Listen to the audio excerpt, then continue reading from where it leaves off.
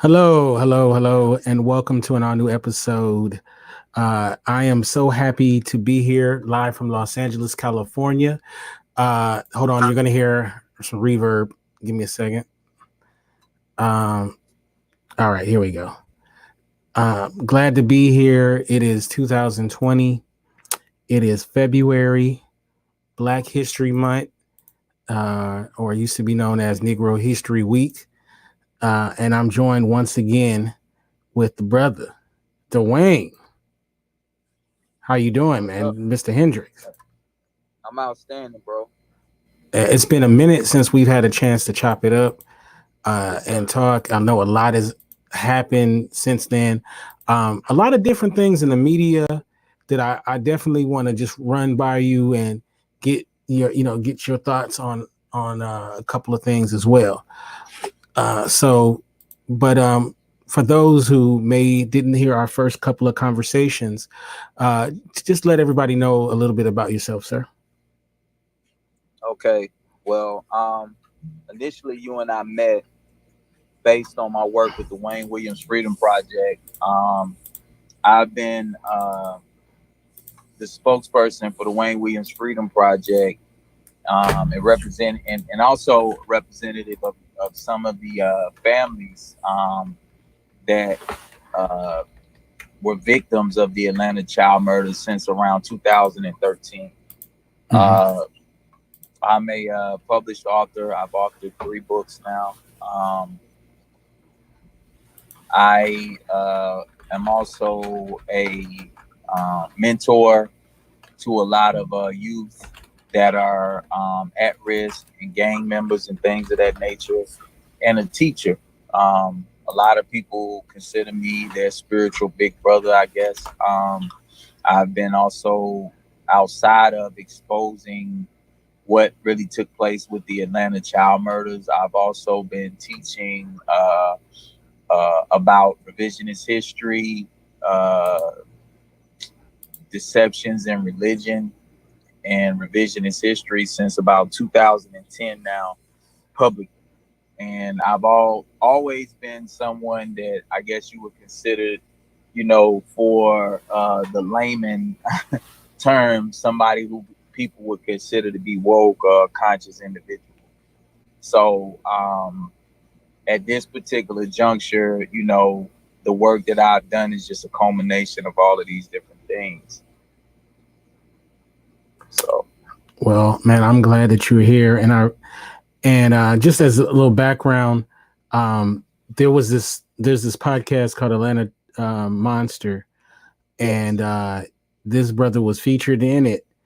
And as someone who, I understand how propaganda works, I understand how the media is used against us, and there was something about your. It wasn't just what you said, but um, it was just the way you came off, that there was kind of a glitch in their matrix that didn't really yeah, fit what they were trying to put in there.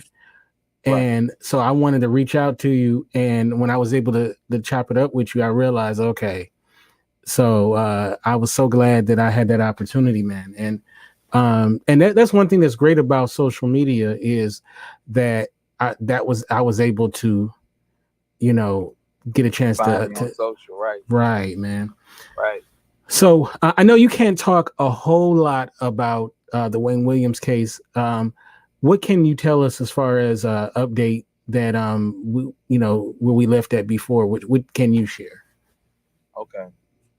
Well, the update since we last spoke on the podcast is, of course, Wayne's parole was denied, and we were optimistic based based on what I put together as far as his parole package. We put together 10 case facts that are irrefutable, that prove beyond a shadow of a doubt that Wayne Williams didn't kill Nathaniel Cater and Jimmy Ray Payne. And then also, we put other case facts in the parole package that completely and totally obliterate the fake case that has been made up against Wayne. And not only from a standpoint of just the Freedom Project, but what the Department of Justice has had to say about his case. And they still denied his parole, which, at this particular point, this is all, it's been political. His case from day one was political. The reopenings of the cases are purely political, and the process that is taking place in the media since the cases have been reopened is all political. So we were optimistic, but at the same time, it wasn't a surprise when they denied his parole. What has also taken place in conjunction with them denying his parole is they have basically violated his human rights, to the point to where they're now denying him phone access, so he can't call me, which he would call me multiple times daily, leading up to all of this. So for the people who are listening who aren't familiar, I've been speaking with this man pretty much on a day-to-day basis since 2013. And we have been preparing and posturing, to be able to bring these things to the forefront for a very long time. So with what transpired with them denying his parole, it was something that we were already prepared for anyway. So with them doing it, what we didn't expect for them to do was to come and throw him in the hole and all of these other things that they have done. And he has been able to communicate to me through a system called JPay, which is a means in which a person can email inmates in the Georgia prison system. And he basically has told me that the representatives that he has dealt with, the warden, assistant warden, and I don't know who else at his prison, basically are following my every move on social media. Oh, wow. So this is how petrified they are, because what people have to understand, a case of this magnitude, it sets a legal precedence. When you hear lawyers in the courtroom and they make arguments, right? This is very important. When you hear an attorney in the courtroom and they make an argument for their client, they'll say, "Your Honor, in the case of such and such versus the state of Illinois," or whatever the case may be, versus the state of Georgia, in the case of this person versus this person, right?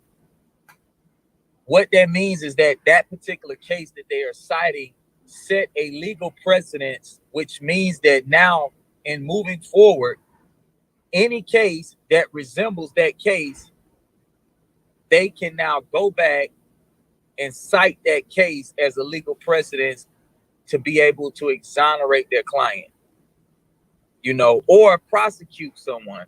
Right. So with Wayne's case, with me explaining that it's been such a political case, and with me explaining that this was really a trial by media and public perception,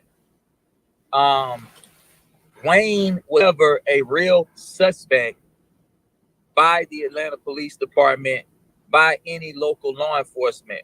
Wayne's name was leaked to the New York Times. Right.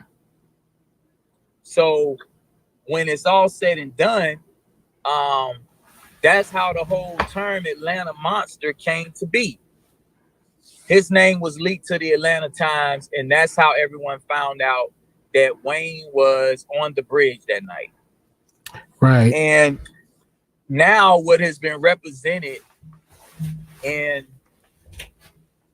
the public perception about what took place on that bridge that night and what was said is all lies, fabricated. Wayne never gave any law enforcement a statement. Right. He's a smart guy. The first statement that Wayne gave to law enforcement was 2005, I think it was, when DeKalb County came to, at that time, Hancock State Prison to ask him about a suspect in some of the murders, a person who we know did some of these murders. When Chief Lewis Graham, who was the chief of the DeKalb County Police at the time, reopened the cases that took place in DeKalb County, some people came and gave statements about a person who they knew committed some of the murders. 3 people came and told them about this one person. So they had to act on it. And that's when they went to Hancock State Prison and they asked Wayne, did he know anything about this person? That was the first time Wayne ever gave any statement to law enforcement. Wow. You know, so everything that has been said, that Wayne said this and Wayne said that,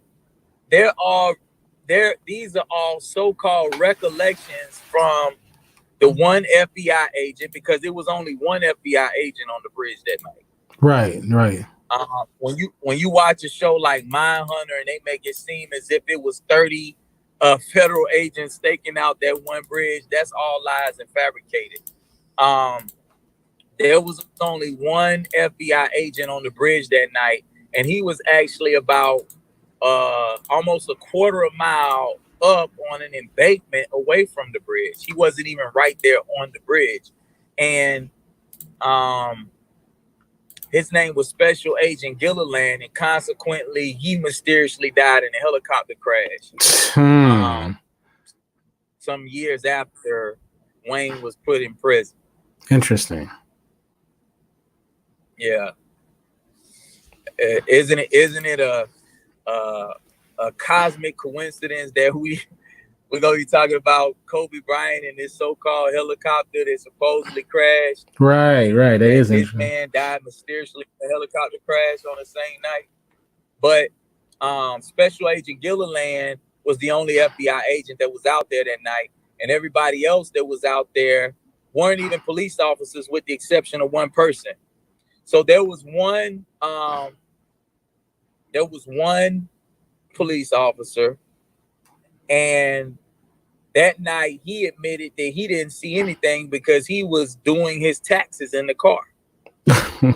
There was Special Agent Gilliland, and then there were recruits Cosby and Jacobs. These men were supposedly police recruits. Right. Now, anybody who knows anything about law enforcement, police work, investigative work, should know that people who go into law enforcement, they go through the police academy. Right. You know, so what is a police recruit? Right. And why would they be on a stakeout in the most important case that ever took place in the history of the city of Atlanta? Right. It's never made sense to me. Right. Because it was all staged, you know.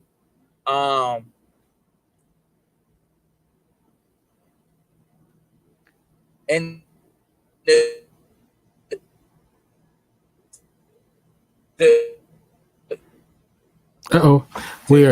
you're breaking up a little bit. All right, so as we wait for DeWayne to come back in, I want to recognize everybody in the chat room. Wait, I think we might have him back on the show. Okay, I see him back in the chat room.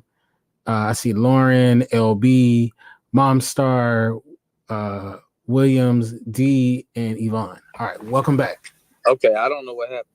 Yeah, just lost signal. Because I didn't move anything. Yeah.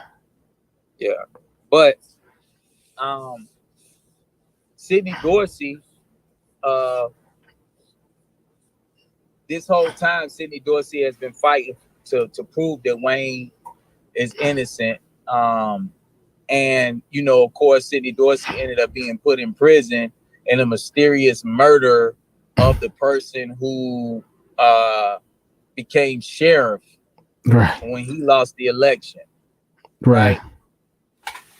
Sidney Dorsey said that he received a mysterious call from a woman named Cheryl Johnson. Mm-hmm. Cheryl Johnson is also the woman who called Wayne's home. Right. You understand? So that was all code that Sidney Dorsey was talking in to let people know that he got set up and framed for that murder, because with him losing the election as sheriff, he had no political ties anymore that would have kept him from being able to come out and expose the whole truth about what really took place in Wayne's freedom. Right. You know, so they put him in prison. And, you know, some other things have happened that I don't really want to speak about now to him since, to make sure that he stays quiet, you know. So this is how much of a cover up it is. And to I guess nail home my initial point for people to understand is that with something like this, with it being able to change the whole legal landscape in America, we also have to look at the fact that when an establishment goes to the lengths that they have to frame a man and then also keep a man in prison after the fact, there's a lot of ramifications that come with that. So in this particular case, you have crime lab investigators that could go to prison, you know, that could lose their pension and everything else that they worked however many years for. You have potentially only one of the prosecuting attorneys are still alive. It's a man named, I think his name is James Drolet, who consequently, when he did the piece on information discovery, when he interviewed for the same piece that I did, that information discovery did, that Will Packer produced, he cried during his interview. You know, he cried during his interview because you know, the whole case against Wayne was a fake, made up, fabricated case in which they used dog hairs and carpet hairs, you know. So he potentially could go to prison. The district attorney, who's now the current district attorney in Fulton County, Paul Howard, can lose his job and potentially be brought up on criminal charges for his role in covering all this up, you know. And then outside of that, you look at Maynard Jackson, the mayor of the city of Atlanta at that time, his part in the cover up and conspiracy against Wayne Williams can be exposed. And the Atlanta airport is partially named after this man. Right. You understand? So this is how much his mayoral campaigns, because he was mayor more than one time, would mean to the city of Atlanta historically. So we're talking about not only multiple lawsuits, we're talking about a lot of people going to prison. We're talking about legacies being rewritten, you know, if everything comes out in this particular case. So it's a real big deal for people to understand this. And in this case, we're talking about something that took place from 79 to about 83, because the killings didn't stop until almost 2 years after Wayne was in prison. Right, and they try That's to what people. make you feel like it did. Yeah, This is what people need to understand. The killings didn't stop when Wayne went to prison. The killings kept going on for quite some time after that. And I can't say a whole lot about what will happen moving forward, but that's one of the things that we're going to make sure is a narrative that gets placed in the media in the right way. right.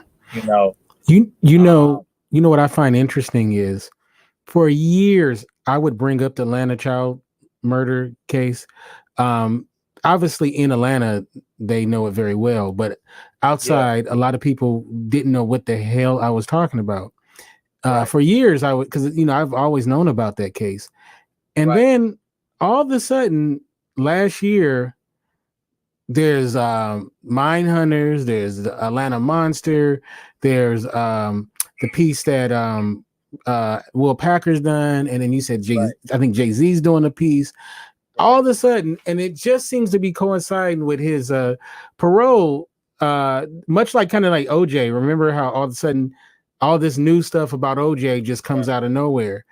Do you believe that I mean, let me ask a silly question. Do you believe that that was a coordinated attack on his parole by all of a sudden all these programs just coming out of nowhere, Yeah, it wasn't an attack on his parole. It's an attack on the work that I've been doing. Mm. Like,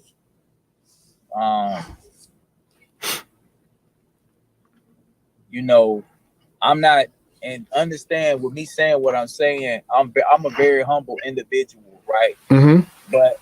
But I'm the kid that at 6 years old had the kind of will and heart and power within me, a knowing within me to say that man didn't do that. I'm gonna help him get out of jail when I grow up. That's what I told my grandmama when I saw this on the news. I was sitting in the projects in 18 Hopkins Home projects in Brunswick, Georgia, when I saw it on the news, and I said, they lying on that man. He didn't do that. When I grow up, I'm gonna help him get out of jail. I didn't know the difference between jail and prison and none of that. Right. So I put that fingerprint in the cosmos when I was 6 years old. And from a spiritual standpoint, I've always been the type of person that operates with the knowing within myself that God is not something that's separate from me, that God is moving through me, in me, and I am one with God. So I have the power of God. And that's how I view anything that I strive to accomplish in life. It may take me a little bit longer to do something like get Wayne Williams out of prison. But once I set my mind to something and I set my heart on it, it's nothing in the universe that could stop me from doing it. Right. So with all of the different stumbling blocks that I've faced in this, I still stand firm on the fact that, I renewed this to a whole nother generation, people who had absolutely no clue and no idea about this. And, I was supposed to do a documentary on this in 2013, and I didn't get the cooperation that I needed to from people that's supposed to be really helping Wayne. Right. Because this is how, pardon my French, this is how chicken shit a lot of people are about this. People get in positions to where they have a job or they have some sort of career in which they make in what they consider to be decent money, and they'll just roll over and allow whatever the evils to take place. And they can know that, this isn't the truth and this isn't righteous, and they'll just go about their lives, knowing that an innocent man is sitting in prison for something he didn't do. And I'm not the type of person that could just let something like that ride. Right.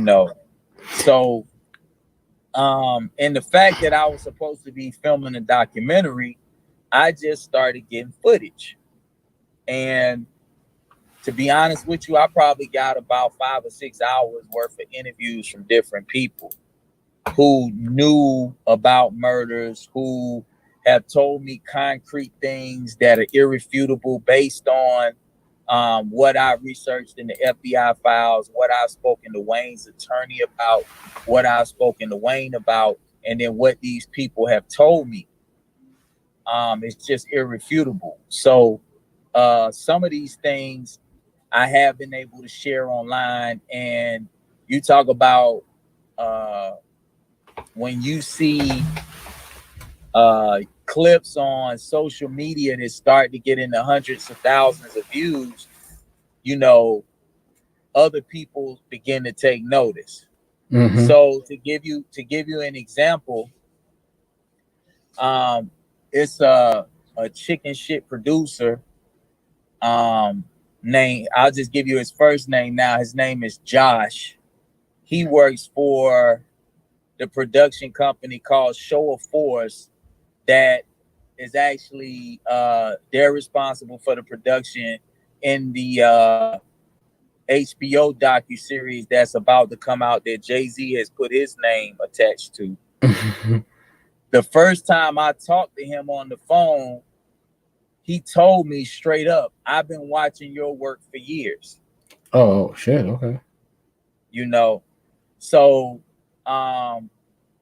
with that being said, like I tell the people who are close to me, who are real emotional about me, and they get upset when people try to attack me, you know, don't worry about that, because just like people like this HBO producer have been watching me for years, there's government agencies and everything else that have been watching me, and they'll come on posts and they'll say things that they know are incorrect just to see how I will respond, or to see what the public perception of whatever is being said is.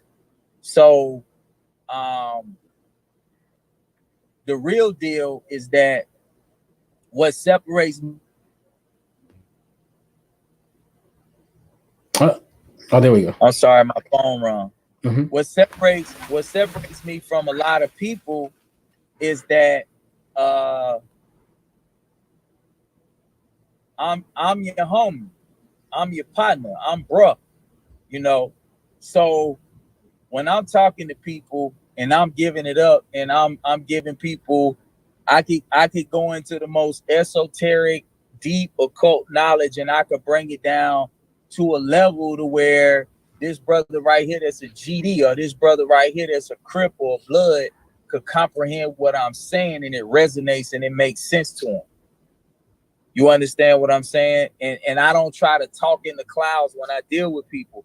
So but what happens is the effectiveness of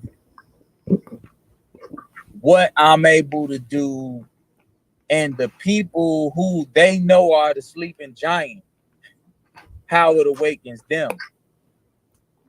And that's what they afraid of, you know. And we have to understand, when you look at the tenets of the COINTELPRO program, basically, you know, if we get outside of the whole religious aspect of it, and we look at what was said, the first sentence is to stop the rise of a black messiah, right? Right.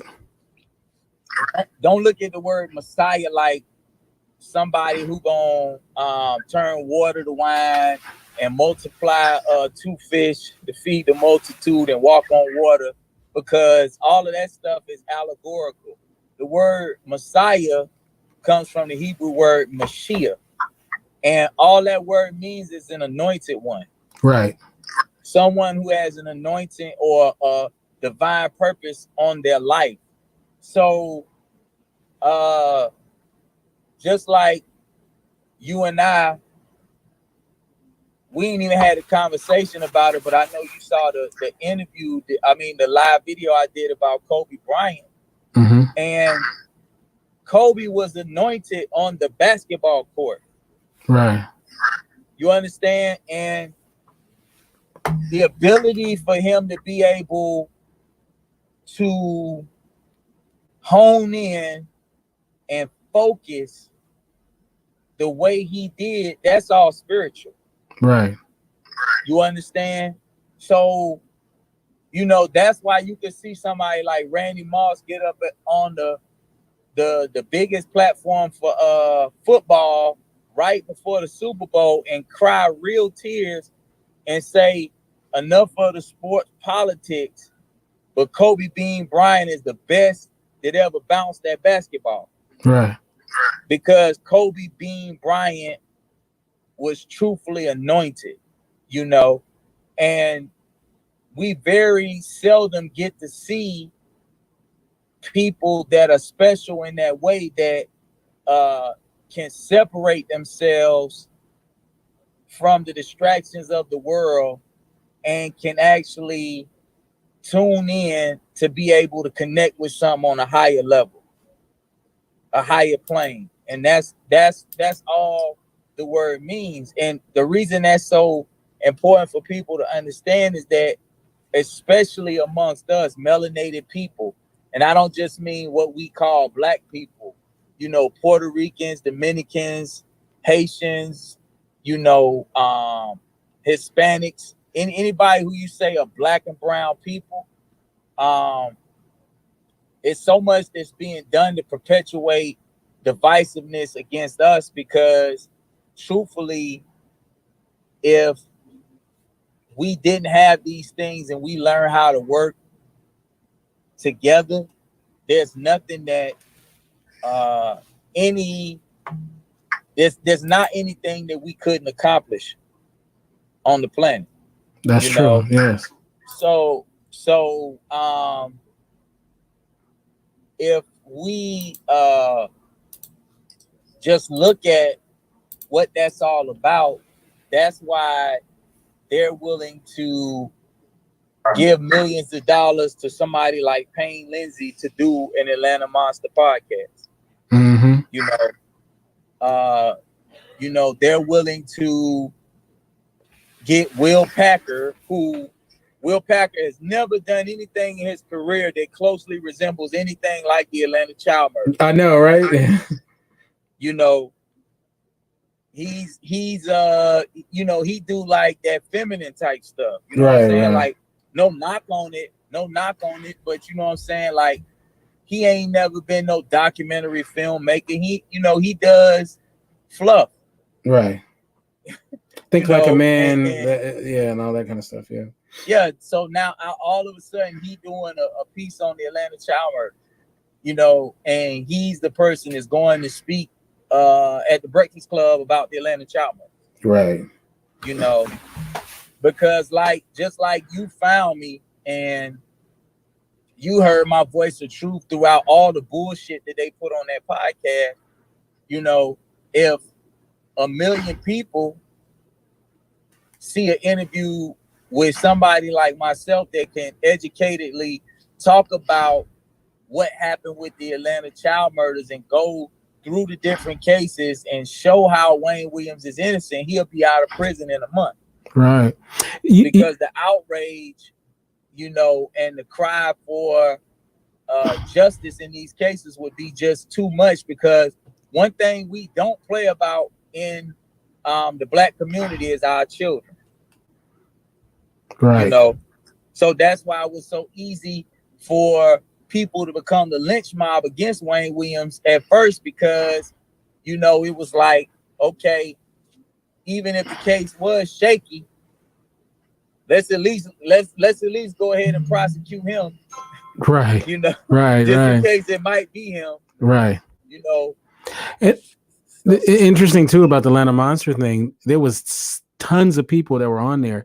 You were the only person I actually wanted to speak to that was in there. So, that tells you a lot right there.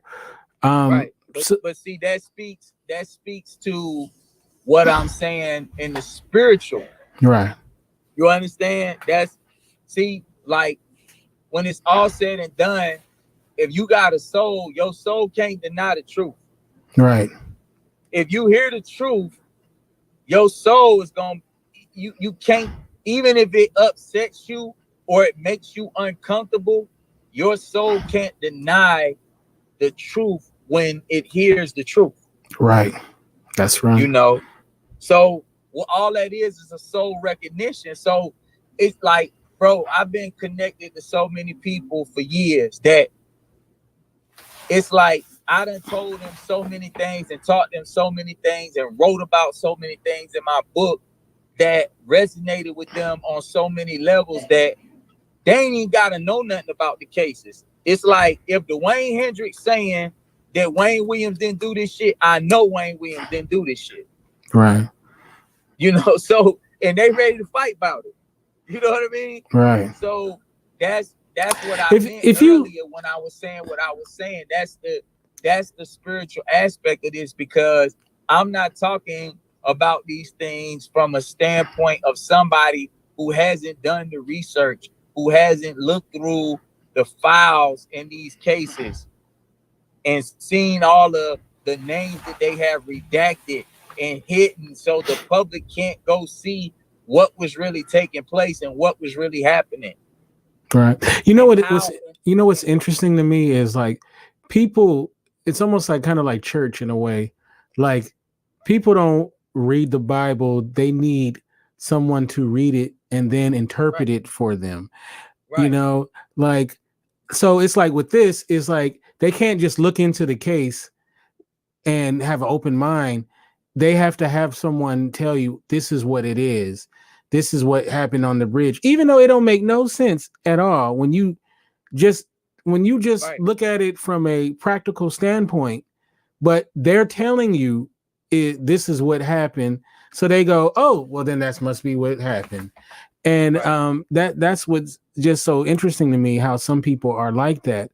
I want to transition though to the Kobe Bryant case or situation. So when I first heard about what happened, you know, I was, you know, sad and all of that kind of stuff. And I heard that he died in a helicopter crash. And I was like, a helicopter crash, right? And so at first I was like saying, before I knew any details, something in my spirit told me it sounded like some BS. But I was like, well, maybe it was an accident. We'll see. You know, I was trying to keep an open mind. And then the more I keep hearing more and more about it,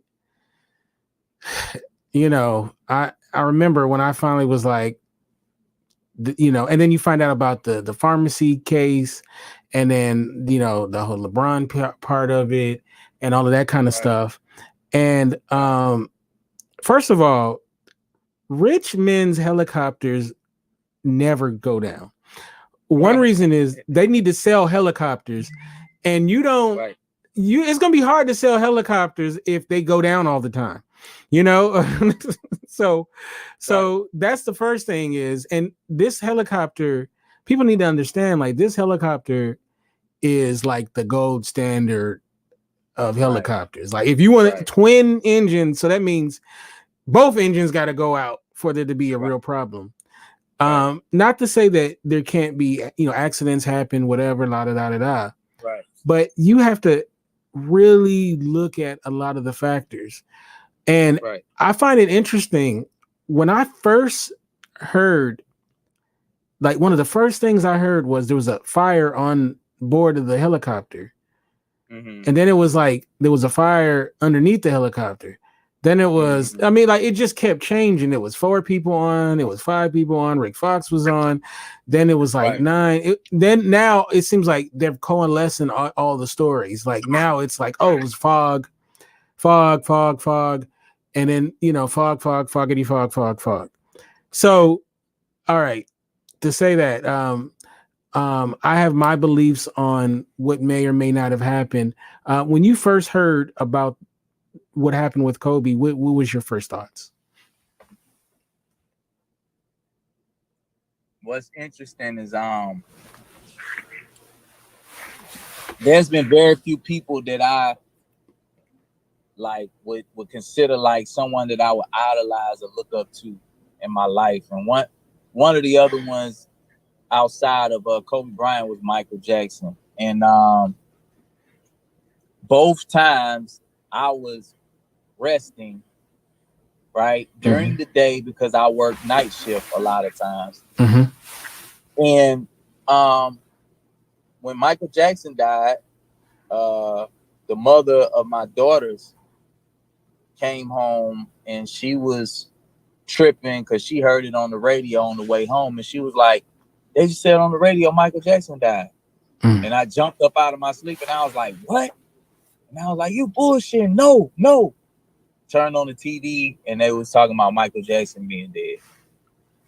And to be honest with you, like, there's information out there about Michael Jackson that he could have faked his death. You know, Right. Don't believe me? Start looking for yourself, people. But the same thing happened with Kobe. My brother came and woke me up, and he said, "Bruh, Kobe Bryant just died in a helicopter crash." And man, me and my brother, we athletes in my family. So my brother was a scholarship athlete in football, and I played almost every sport growing up, but I ended up playing traveling basketball in the military, and I played on some pro teams, not NBA level pro teams, but pro teams, one in Germany, and then a lot of pro teams back in the States, in the state of Georgia.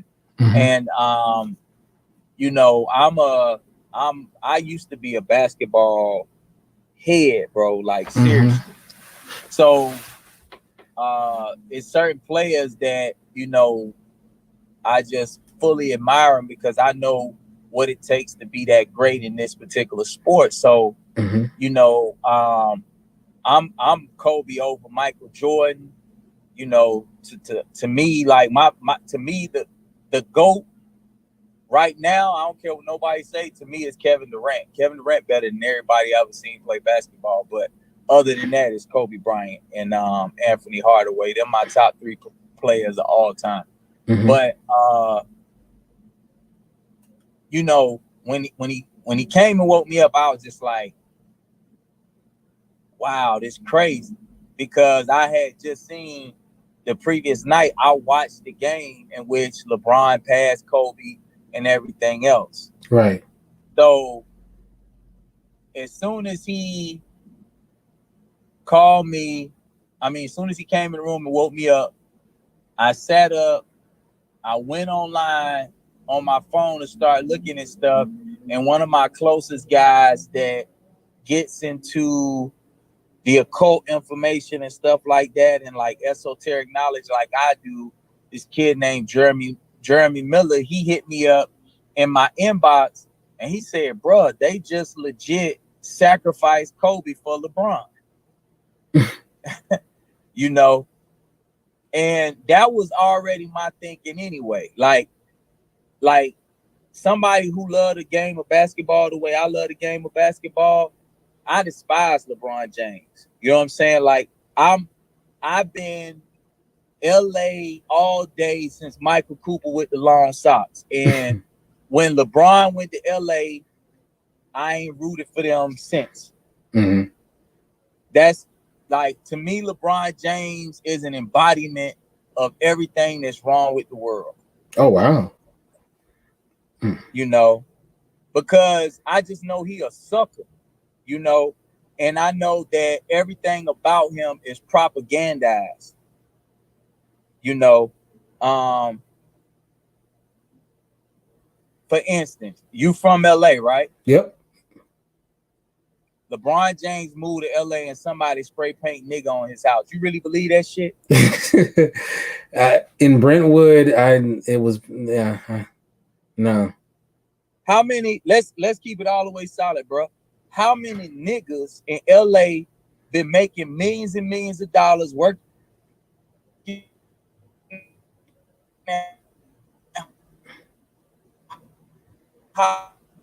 Uh-oh, you breaking up. Yeah, your connection, man.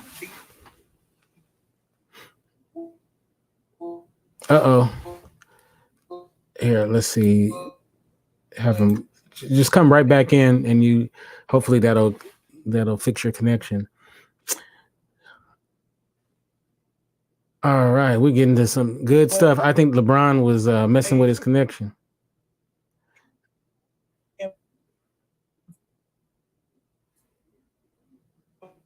Uh-oh. Wow, it's still showing it too. That dang, do you guys still kind of hear it? Doing all kinds.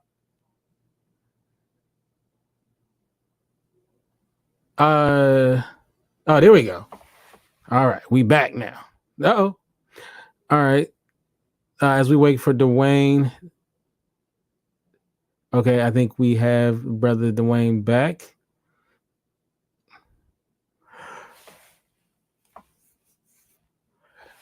I think that was I think LeBron was messing with his connection.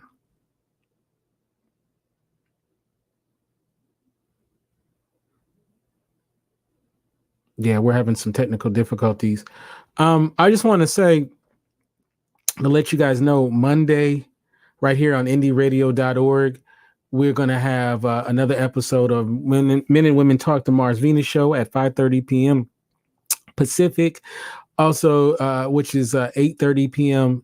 Eastern, and then at 7 p.m. Pacific, 10 Eastern, we will be having our part 2 of our conversation about does Christianity interfere with Black empowerment? We'll have the all ladies panel for that one. And on Sunday, we're also doing part 2 of our conversation about the Gayle King / Snoop Dogg / Susan Rice / Kobe Bryant deal as well. So so right now DeWayne's having some connection issues. So I saw Snoop apologize today. That was interesting. / everybody. Yeah. / Lauren. How you doing, Lauren, by the way? That's right. Miss Black Nerd Swag. Holding it down for the nerd crowd. That's right. All right. Welcome back, man. Okay. Mm-hmm. Oh no, we were talking about Brentwood now. Because remember, they didn't even do that to OJ. Right.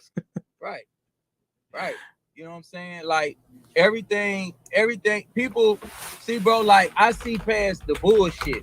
Right. So, like, even with the school, right? Mm-hmm. Let's start painting a narrative, because this nigga ain't gonna never be Jordan on the court. He ain't gonna never be Kobe on the court. Mm-hmm. So what's the knock on Jordan? He didn't give a damn about his people. Right. So let's go ahead now and start painting the narrative like LeBron really give a damn about his people. Even though LeBron is the sucker that got up there after he lost in the NBA Finals to Dallas and said, people can hate on me all they want to. At the end of the day, I'm LeBron James, and you still got to go be who you is the rest of your life. Yeah, I remember that.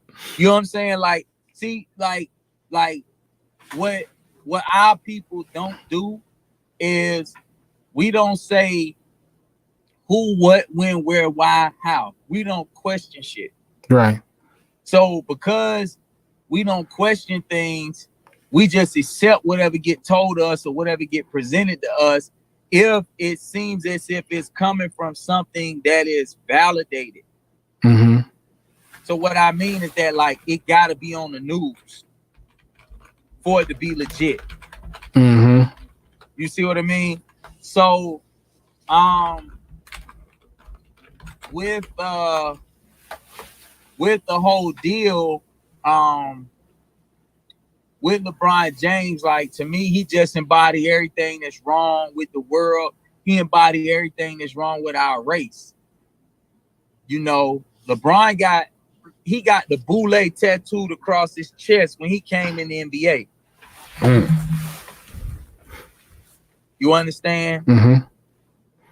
LeBron, he's a basketball player, but he's let it be known publicly that he want to be the first basketball billionaire. That's what he said he wanted to be. Mm-hmm. Like, we love Kobe because Kobe let it be known, I want to be the best ever. Right. LeBron James he ain't never been interested in that. That's why he got to have a damn Olympic team to go try to win. You know? Maya asks, do you guys believe in the Illuminati, and do you think the Illuminati has something to do with Kobe's death? Yeah. So I don't believe in nothing, right? I either know or I don't know. If it's something that I don't know, I'll tell you I don't know, right? When you look at the word believe, it got lie in the middle of it for a reason. You spell leaf, L-E-A-F, and you spell leave, L-E-A-V-E, but you spell believe or belief with a lie in the middle. I never even thought about it like that. Right. So to believe something or to have belief in something, believe, be in the state of lying to Eve's children, be like Eve, you know? So when it's all said and done, I either know something or I don't. And when we talk about what the Illuminati is, I'm the Illuminati. The illuminated one with the knowledge. Right. What Illuminati means is a light bearer, a bearer of light. But there are different forms of light. So for those people who follow what the Bible teaches, it tells you in the book of John that the true light is the light that lighteth every man that come into the world.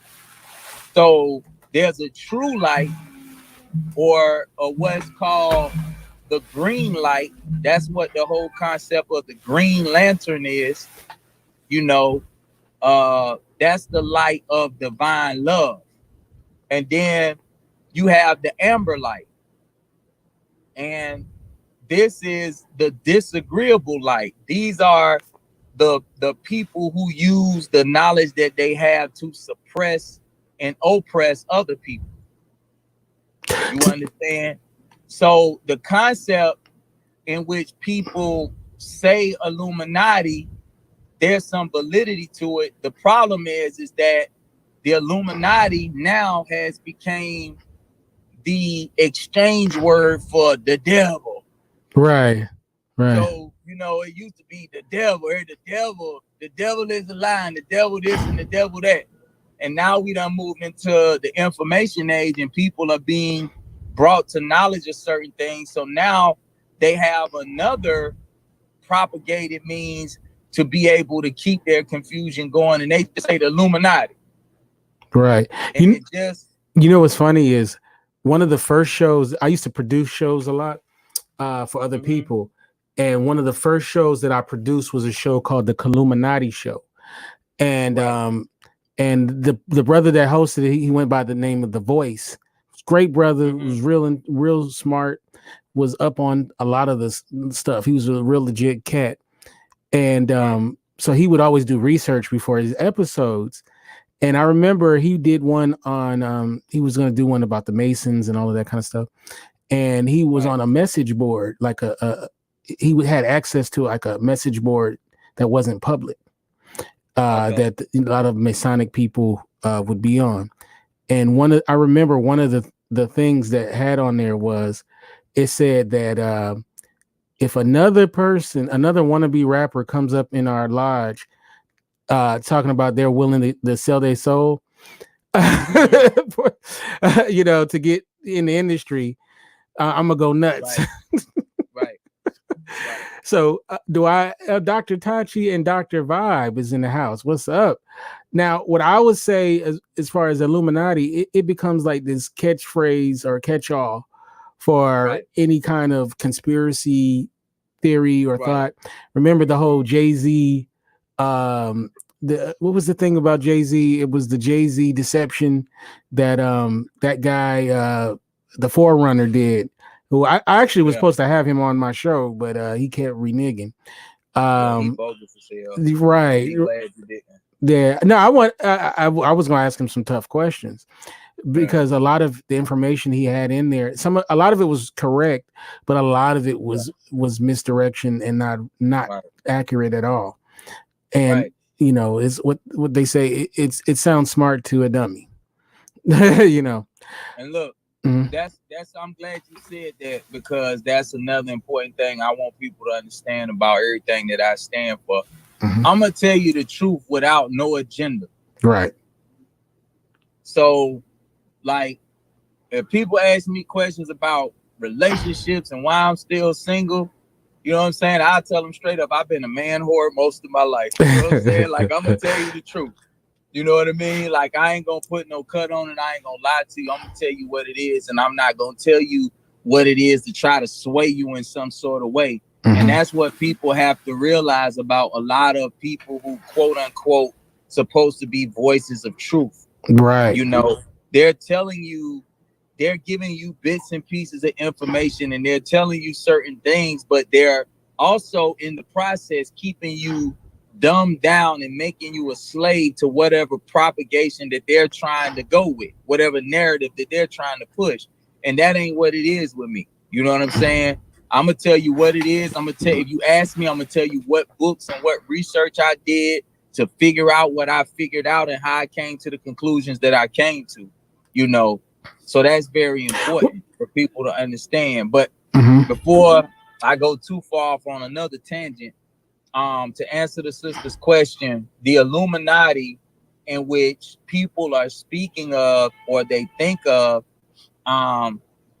the reason why so many people equate Freemasons to it is that Joseph Weishaupt, the founder of the Bavarian Illuminati, which is a big part of what so-called voices of truth always seem to reference when they begin to speak about these different things. He said, what better place to hide our purpose than to deal in the first 3 degrees of Freemasonry? Because see, what people have to understand is that all of these different things like Greek fraternities and sororities, you know, different clubs that people get involved in that are about civic duty, like the JCs, the Exchange, the Rotary Club, and things to that nature. These things become recruiting grounds, you know, and just like black colleges are nothing more than, they have always been recruiting grounds for the black elite, or I'm sorry, for the Jewish elite to be able to select its black elite. So if you go and you do the research, Jews funded the NCAA, NCAA. I ain't had no rest. The NAACP, Jews have funded a lot of the black colleges. Jews have helped fund a lot of different so-called black organizations. Jews selected Martin Luther King Jr. There's a great book. There's a great book about it that Minister Farrakhan did, called the Secret Relationship between. Yeah. Right. And it's actually 2 books. And then they've actually written a 3rd book. And you know, like the Nation of Islam gets a big thumb down from me because they're another propaganda organization. The Nation of Islam killed my partner, Khalid Muhammad. That was my partner. You know, and they're connected with Scientology. I mean, a lot of people don't know that too. Let's keep it solid. They killed Malcolm X. I don't care how many documentaries that they try to fund and put out there with some Jewish money to try to make it seem like Farrakhan and Elijah Muhammad and them folk in the Nation of Islam didn't do it. They killed Malcolm. You know what I'm saying? Dick Gregory, agent slimeball ass, got up there and tried to lie for Farrakhan and cover it up. Dick Gregory is the same person that helped cover up the Atlanta child murders. You know, when it was information that was out there that one of the parents had that would have exposed a huge part of the government's role in the Atlanta child murders, Dick Gregory helped cover this shit up. You know, there's a lot of people who I've grown to respect and admire that have. I'm gonna use the you hear this on the liberals love to say this, problematic backgrounds. I love that term, problematic. Right. But see, that's what I'm saying. That's why I made the statement that I made earlier. See, people will tell you the truth, but they're telling you the truth for an agenda. You understand? Mm-hmm. Like, I'm gonna tell you the truth. I don't care how bad it make me look. Right. If I gotta tell you some truth about my own mama or whoever, like, I'm gonna tell you the truth. You dig what I'm saying? Right. Like, and that's what people don't get, and that's why we have been stagnated with all of the so-called master teachers and all of the leaders that we done had, and all of the things that have taken place. With all of the greatness that we are, why are we still where we are economically, socially, and culturally? And we're gonna get back to Kobe, everybody. I know because a lot of people, but I want to say one thing, and we got to do a show on this. There is a great,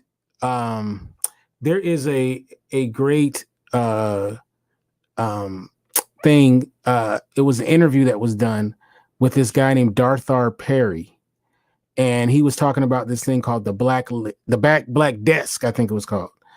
And we weren't even talking about COINTELPRO. This was something beyond COINTELPRO. Right. And we have to do a whole show on those kind of things. And I'll even play the interview during this, which was, and this was what, the 70s, I believe. So if they was doing this stuff in the 70s, what do you think they're doing now? And you have to really understand what is what you're up against and what's going on. And I know a lot of it's, for some people, it's like, what? That's crazy, you know, that's crazy talk or whatever. It's like, they said, you know what, back in the 60s, they would say that like brothers in the civil rights movement and in different things, they would say that there were agents, provocateurs mixed in, and people said they were crazy. And then later we found out for sure, you know, 100% sure that that was 100% true. So right. Yeah. Right. Let's not even we can get back to Kobe, but let me just say this. Well, we got to get back to I got to answer the Illuminati question a little bit more for her. But before we go into that, this is very important. Marcus Mosiah Garvey. Mm-hmm. The first true anointed one that developed a methodology and a movement that was gonna work for our people. Mm-hmm. Right? He established the UNIA. He established all of the things that he did as far as, you know, going back to Africa and everything else that he had going on at the time, and had a whole huge following, millions of people that had adopted his philosophy, right? Right. Where was Marcus Mosiah Garvey from? Jamaica. Right. So along comes this guy, right, that out of nowhere is the return of the Lion of Judah, see? And him name be the Emperor Haile Selassie I, you know. And all of a sudden in Jamaica comes along Jah Rastafarianism. Mm-hmm. right? Right. Haile Selassie is supposed to be the return of the Lion of Judah and the Savior and all this shit that they say. Who in the fuck did he save? Mm-hmm. Is people in Ethiopia still in poverty? Are they still oppressed? So what did he do?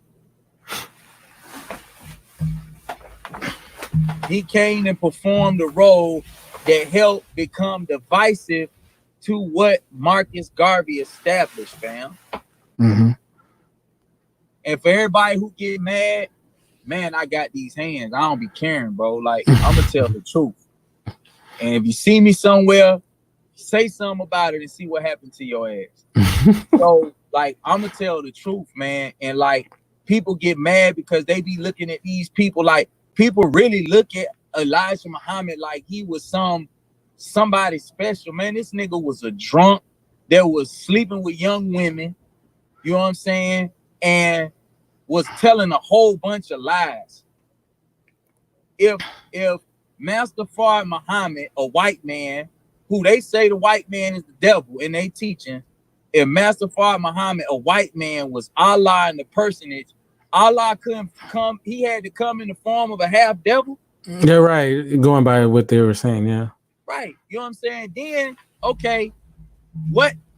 Excuse my French, y'all, but I'm passionate about this shit. If Allah came in the flesh and he couldn't do shit to help niggas when he was here in the flesh, what the fuck Farrakhan gonna do now? When Farrakhan is a follower of a follower of a follower of Fard Muhammad. Mm-hmm. You see what I'm saying? And like, you tell this to a bow tie nigga in the Nation of Islam, they be ready to gun you down right then and there. Right. You know? So I gotta say this, you know, because like when it's all, and this the thing, right? They don't do nothing to nobody white. Mm-hmm. The white man, the devil, and all the stuff that they say, when the Justice of Else happened and the Million Man March / prep rally took place, and Farrakhan got up on the podium and he said, if something happens, if you touch another one of our babies in our community, I'm gonna send 10,000 soldiers to that town. Man, 2 days later, that white boy was jacking up the little sister in the classroom that was all over the internet, and the Nation of Islam wasn't nowhere.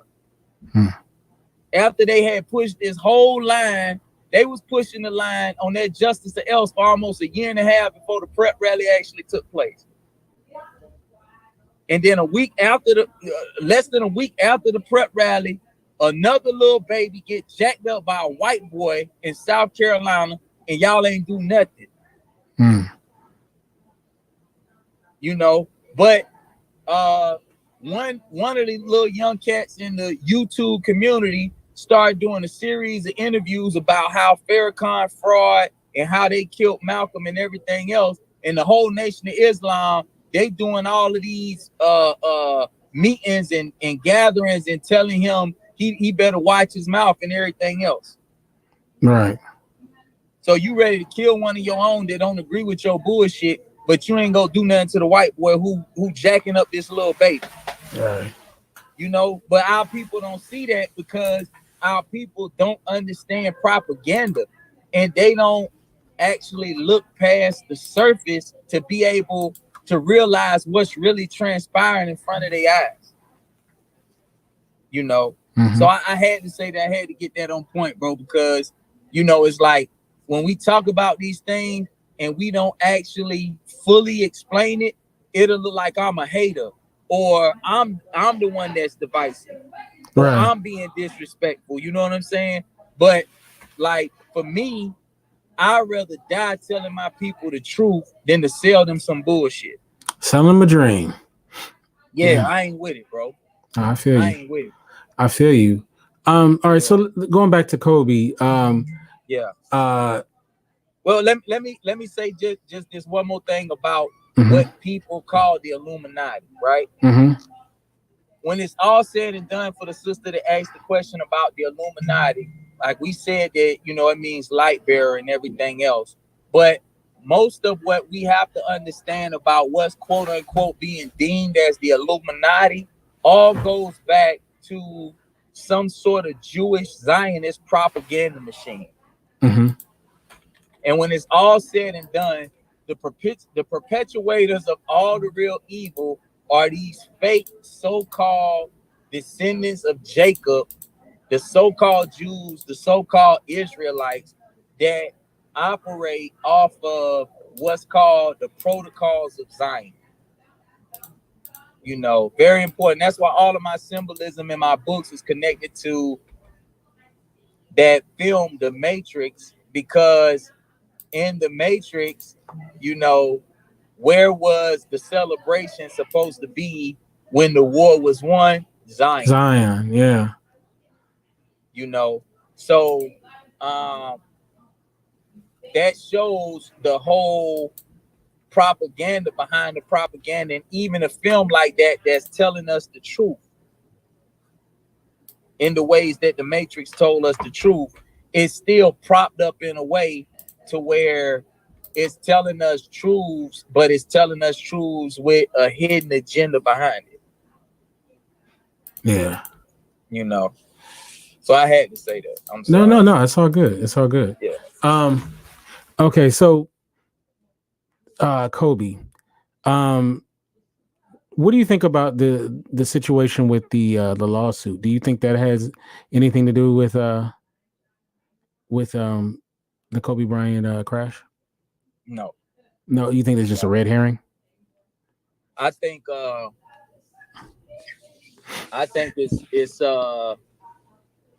it's much bigger than that.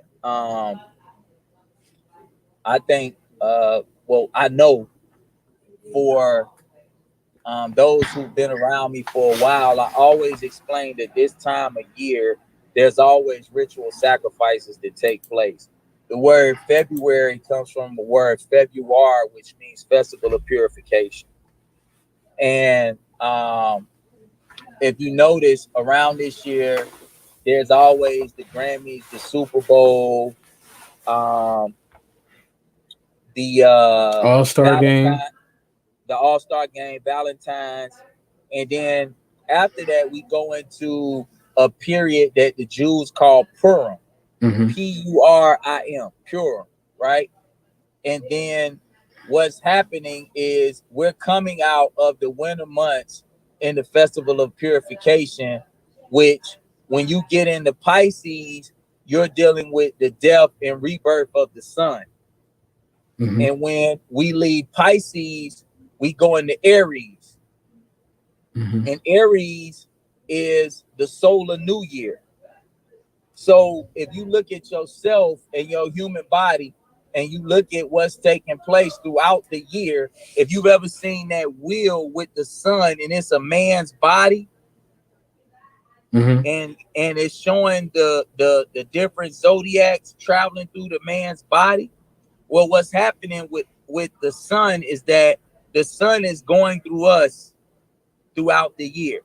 Mm-hmm. So this is our esoteric connection as the microcosm and our cosmic connection to the macrocosm. And the sun being important because the sun is solar. So the sun is connected to our soul, it's connected to our well-being. So part of these sacrifices that are taking place, they are done to weigh on our soul and control how we feel it. Right. You understand? Mm-hmm. So with this festival and this ritual that takes place every year, we come out of that festival of purification, and then what happens? We go into March Madness, right? Mm-hmm. In March is Mars. Mars is an anagram for Rams because Aries takes place every year around March 21st. Mm-hmm. And this is what we call the spring equinox. Uh-oh, we're losing. All right. Yeah, we're losing you again. Oh, okay. Oh man. Let's see. All right, so we're having technical difficulties once again. I want to thank everybody who is here in our chat room. Once again, hopefully you are enjoying the program. All right, DeWayne. Yes. All right, cool. All right, yeah. Sorry, go ahead. So we go into March, and when we go into Aries, Aries is ruled by the head in medical astrology. Pisces is ruled by the feet. Mm-hmm. In astrotheology, Jesus is Pisces. That's why the symbol for Christianity is a fish, or the Vesica Pisces, right?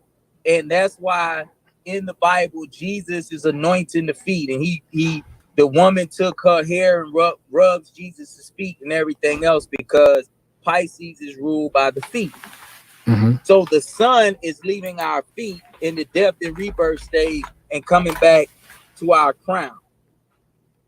Aries, and that's why it's March Madness, because Aries and Mars is both the gods of war in the Greek and Roman pantheon. Right.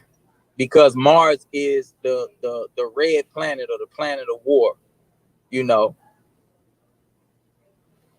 So what this is all about, Kobe's sacrifice, whether he's dead or not, psychologically, it was about making us feel a certain type of way,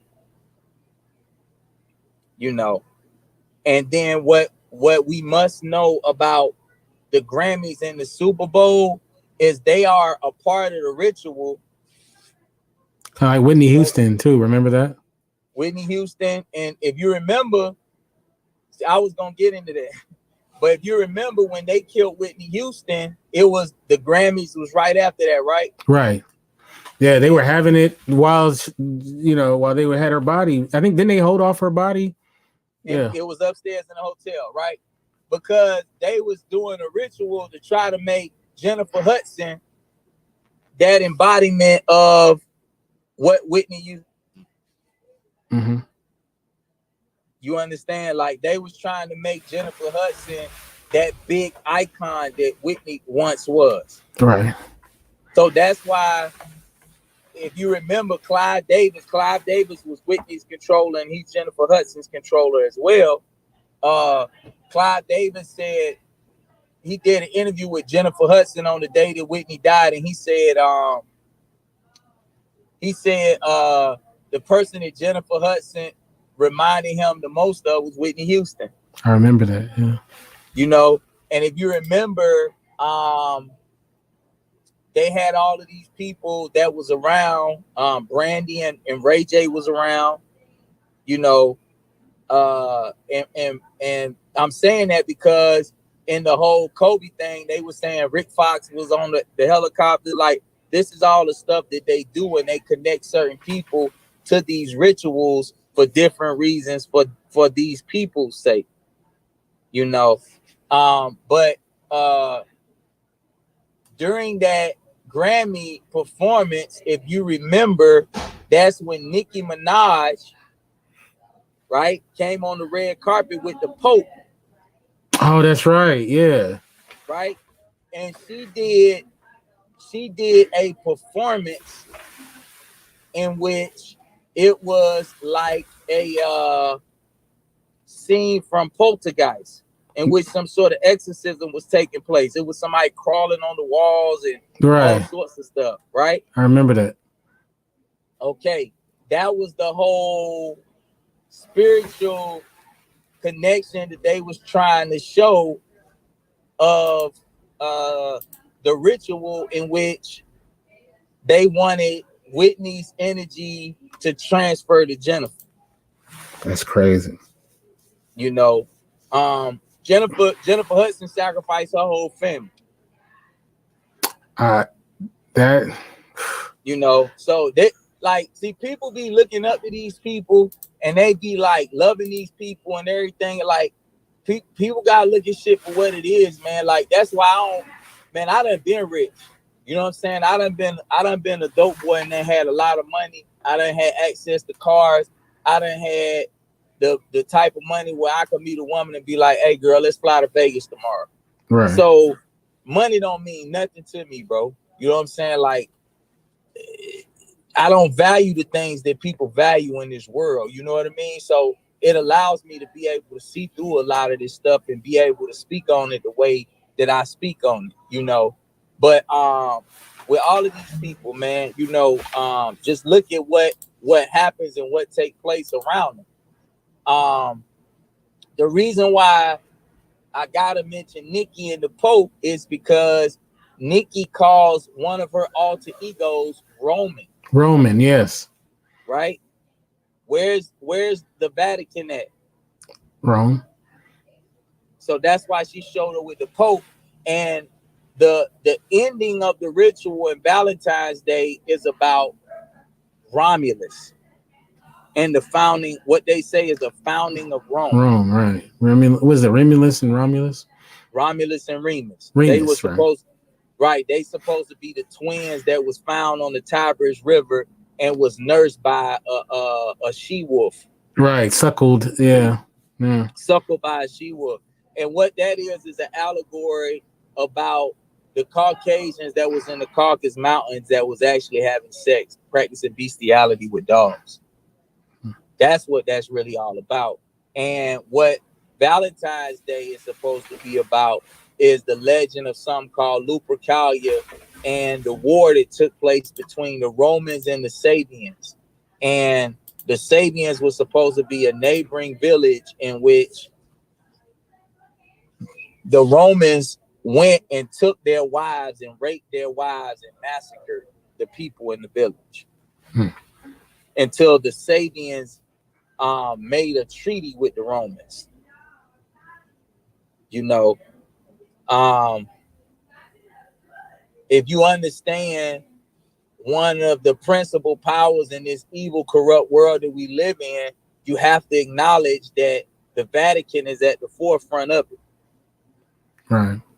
When you talk about the Vatican, you talking about pedophilia, child trafficking. You're talking about the mafia, you know, because Rome is in Italy and the mafia's birthplace is in Italy. Like, people would be stupid to not believe that a movie like The Godfather doesn't have some validity to it. I'm actually explaining what The Godfather was showing when it was showing that Michael Corleone was dealing with the Pope. I'm actually explaining that in my next book. But all of this stuff that's being conveyed in these rituals is based on something tangible that we can look to. The problem is that we have to have been able to done the research and read enough to understand what's being conveyed and what's being shown.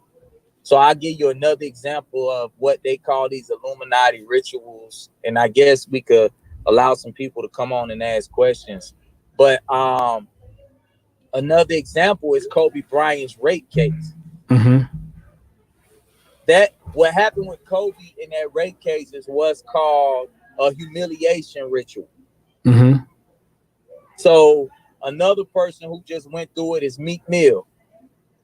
So the whole deal with him losing to Drake in the battle, Nicki Minaj leaving him, and then him being thrown in jail was all a part of his humiliation ritual. All right. When they brought what's her name, Taylor Swift in, and Kanye ran up on stage and did what he did to her, right, that was her humiliation ritual. Right. You understand? So with the Kobe situation, that's what they did to Kobe. And that's why Kobe changed his number to 24. 2 + 4 is 6. And that's what the Jews operate off of, the number 6. Because the number 6 is the axis of time. And what they have done throughout the narrative of time, if they've been able to control the narrative of time by laying hold to the number 6. It's 24 hours in a day. 2 + 4 is 6. It's 60 seconds in a minute. 6 plus 0 is 6. 60 minutes in an hour, so on and so forth. Right? So, in understanding that, you go and they'll tell you that 6 million people died in their Holocaust. Right. Which was a lie. It was never no Holocaust. Adolf Hitler was a Jew. Holocaust means burnt offering. You know, Adolf Hitler is a Rothschild. His daddy, Alois Hitler, was the son of a Rothschild. You know, so the whole Nazi, World War II, the Third Reich, the Holocaust, all that shit was propaganda, man. And what they was doing with Germany is Germany was the throughway from the communists being able to come into Europe and kill the European elite. That's what that shit was about. Because Stalin, in the Russian Revolution, Stalin was pissed off once he found out that Vladimir Lenin was half Jewish and that Karl Marx, the actual inventor of what became the literature that was used in communism, was half Jewish as well. So this was all propaganda. And the reason why the Russian Revolution is so important is because one of the biggest threats at that time to the stop of Zionism becoming the global force that it has become was Tsar Nicholas II of Russia, or what's called the Romanov dynasty.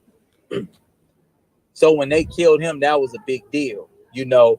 And what happened was Stalin found out that Lenin was Jewish and they killed Lenin, and they were going to come in through Germany, annihilate the Germans, and eventually get to the British monarchy, because the word British is actually a Jewish word. It's Berith and Ish. The word Berith is the Jewish Hebrew word for covenant, and Ish means man. So that's why the British flag is what's called the Union Jack flag, or the Union Jack flag, because the Union of Jack is the Union of Jake. So Jack and the Beanstalk is the same story of Jacob and his Israel, or his ascension to God, where he climbed up the spinal column and saw God in a face-to-face in a place called Peniel, which is the pineal gland. The beanstalk that Jack climbed was the spinal column to get to the giant. The giant is the third eye. Right. You know, so. Go ahead. I'm sorry. No, you go ahead. All right. So just because we have to wrap up in like 3 minutes. Okay. What are some books that people should read that would help them get a better understanding of some of the things that you're talking about, like some reference points? Now, I know you've written some books too, so definitely make sure you, I'm pretty sure you're going to make sure you reference your books. I had it here. I'm just going to show y'all this, right? So this is my last book that I wrote, Red Pill Alchemy, Can We Beat the Matrix? I had this here to show y'all how this is something that they have been planning for a while. When they was always showing this propaganda with Kobe and LeBron, I explained in this book that the planet sits on a 23.5 degree tilt, or what's called the axis. And Kobe and LeBron was the axis from one generation to the next. That's why I knew the ritual that took place was about transferring this energy from Kobe to LeBron, just like they did with Jennifer Hudson to Whitney Houston, the next great songstress, right? But both of these numbers are in between 23.5. And 23.5 plus 23.5 equals 47. And when you look at the compass in Freemasonry, that compass is open to 47 degrees, because a lot of the people who are Freemasons, they worship a man named Pythagoras, and he's the person who wrote something called Euclid's 47th problem, and it's based on geometry. You know, so you know, my book, I'm saying from the standpoint of me knowing what I put in the book and how it's written and how much it will help people. Um, but there's many great books that touch on a lot of these things. And it depends on what a person wants to read. Another real good book for people to check out would be a book called Mind Control, World Control by a man named Jim Key. That's a really great book that will show people just how many lies and just how deep some of this stuff really is. Um, you know, depending on what they want to really get into, there's so many different books. Another real good book that explains a lot of the stuff about secret societies and things of that nature. It's some books that was written by Dr. York called Leviathan 666. Um, a lot of what you heard the Wu-Tang Clan rap about, what you heard Prodigy from Mobb Deep rapping about, what you heard Outkast and Goody Mob rapping about was coming from those books. Yeah, that's right. You know, That's right. uh, you know, it's hard for me to just recommend one or two books because, bro, like when I get this information, man, I've read hundreds and hundreds of books. Right. You know, so I always like to give people some training wheels to start out with, yeah. and then let them get deeper and deeper into the rabbit hole. Right. I find for myself that when people do it that way, it becomes a little easier for them to understand.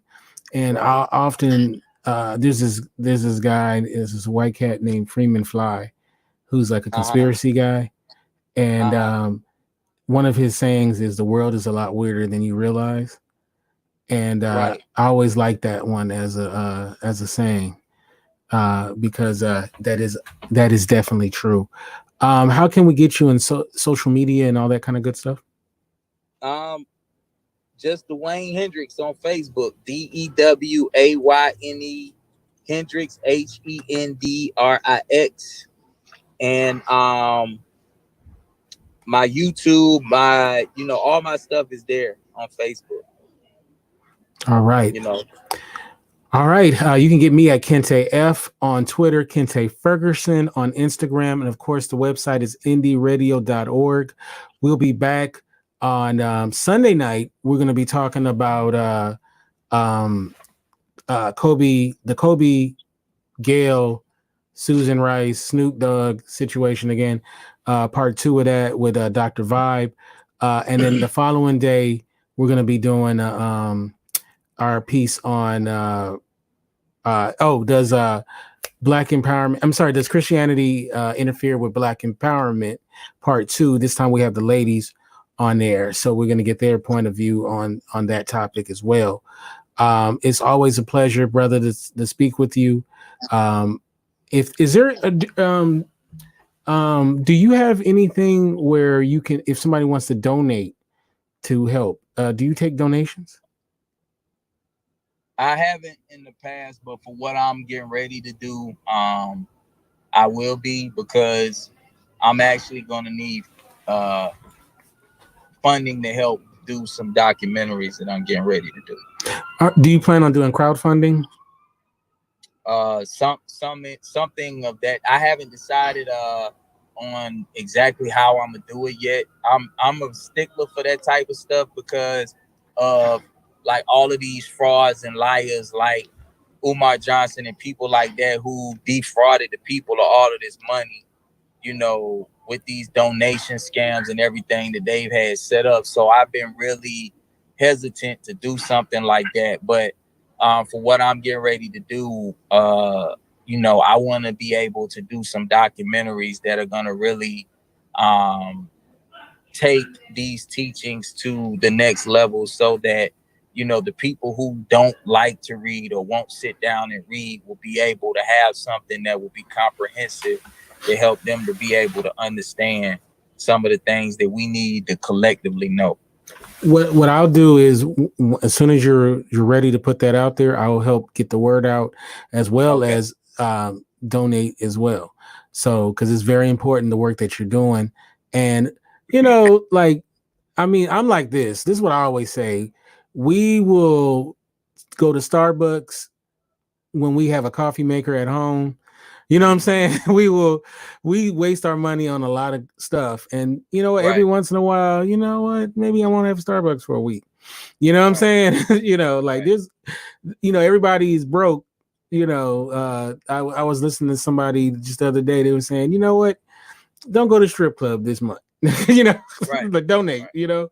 So we could definitely do that for each other, especially when we know people out there who's doing the good work and you know they need support. And Right. we know so many people who have books, that have music out there, that have do documentaries, and we always want to hook up. You know what I mean? Like we always be like, oh man, well that means I get a free copy, right? We don't be like, we don't think like, you know what, this brother, this sister needs support financially. Buy the book, even if you don't care. Like even if it's a children's book and you don't got no kids, just buy the book. Right. Just buy. Right. Take your broke, but I mean you're not broke. Let me say that, Right. and buy the book. I got, you know how many ebooks I've bought of stuff I ain't never read just to support people. You Yeah. know, But you know, that's a huge problem that we got, bro. Like collectively, um, we support bullshit. right? You know what I'm saying? Before we will support real shit. And a large part of it, and that's why I'm very interested in coming back to contribute to the discussions about religion, right? Right. Because a large part of it is about the fact that we have operated so long under these false constructs. And to me, religion is at the root of all of it, because when you surrender the divinity within yourself and you begin to accept a force or deity as your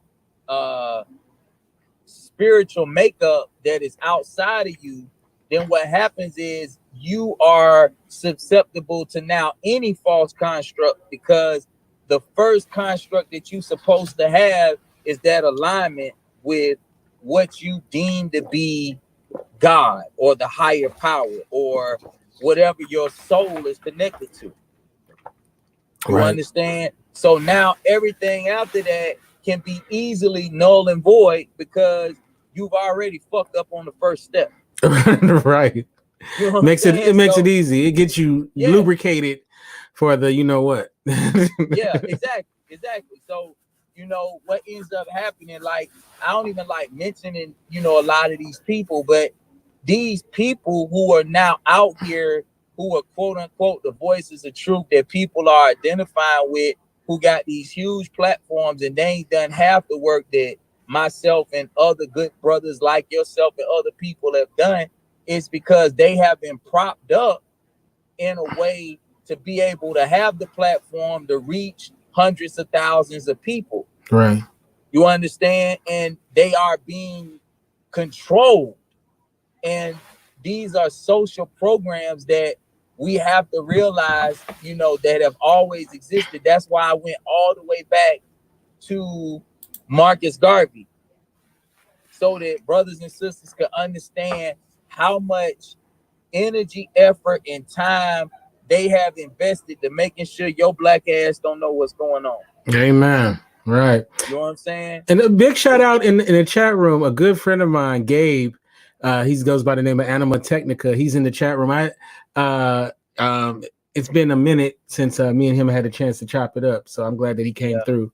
But yeah. But yeah, man. I can't wait for our next conversation. And I definitely want to get into COINTELPRO, the Black Desk, as well as some of that, because I think that's the thing that I find that a lot of black folks, they just don't know.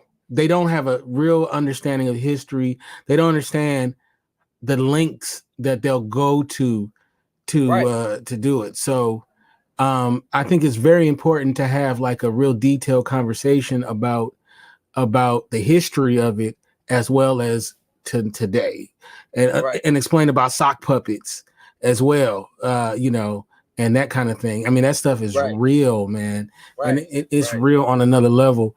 Now, I'll say this: a lot of people get called agents. They're not agents; they just coons. They ain't under nobody, But then they got people who are legit agents too, though. So so like, see, you got some people who are learned people. Like, for instance, I'll give you an example. Kanye West. Like, Kanye West came out at one point in his career. He came out of the pyramid with the Haru chain on. He was saying references in his songs about he know about the pharaohs. He in tune with his soul. You know what I'm saying? Like, he was saying that type of stuff. You know what I'm saying? But people don't understand is that Kanye duped them from the beginning, because he was already in the Freemasonry and all that shit when he made Jesus Walks. And people was really thinking from a standpoint of like he made a hip hop gospel song, but Kanye Ben knew what was going on. Right. If you listen to him talk about his mama was a conscious person. His daddy was conscious. We talking about way back in the 60s. His parents was already what we call woke. So, everything that he has done in his career, it's been a means of being able to polarize himself. Right. You understand? And it's so many other celebrities that do the same things. Just to, because when the ancestors taught on a premise that said to speak one's name makes them live again, right? And the esoteric wisdom behind this is that if you are a physical being, you're also a spiritual being. So the spiritual kente is an energy in the universe. So if 1 million people are saying kente, then what happens is that spiritual force in the universe becomes more powerful. You dig what I'm saying? So now if everybody is saying Kanye, Kanye, Kanye, Kanye, that force in the universe becomes more powerful. So that's why he does so many things that are just controversial as hell. Right. Up there in Wyoming. Yeah. All right, brother, man. We're gonna close this show out. It was awesome talking to you, and I can't wait for our next conversation. Absolutely. Peace. All the time.